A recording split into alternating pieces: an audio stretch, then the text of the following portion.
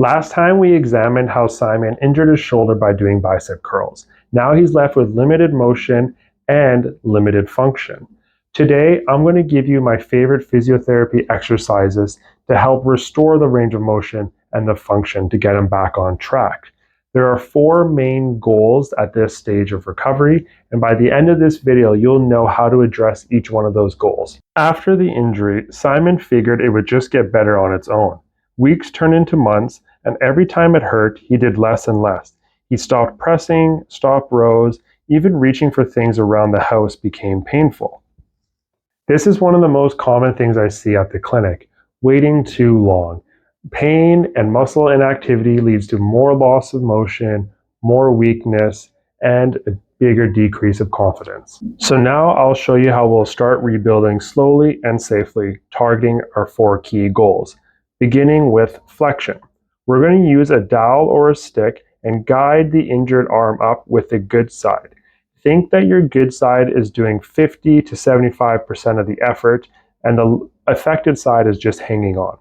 You're going to stop at pain or stiffness, and we're focusing on one smooth motion. The goal with this is repetitions. We're not doing this for a stretch, we're doing this to regain the mobility.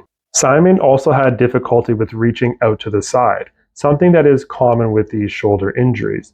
We're going to assist shoulder abduction by again using the dowel, helping guide the arm straight out to the side, keeping your palm forward, thumb directed to the ceiling.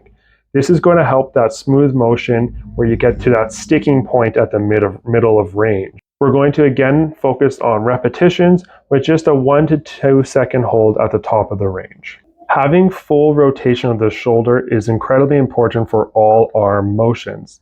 We are going to work on this supine, so laying on your back with your elbow supported out to the side, and we're going to rotate backwards, back of the hand down towards the floor, and forwards with the palm down. The emphasis here is to have the assist of gravity to help work through the range of motion, going to the point of tightness or pain. While we are working on improving the range of motion, we do also want to start some light tendon loading. We're going to do this isometric exercise that I call the chicken wing, where we're going to press our elbow into the wall, hold for 5 seconds, making sure the pain is no more than a 4 out of 10, and relax. The goal is to increase that 5 seconds all the way up to 45 seconds. This is going to help start early strengthening. By working on these 4 goals, Simon is now able to raise his arm up overhead, and he has set the foundation where he can start to increase the strength and work towards loaded overhead motions, which we'll go to in the next video.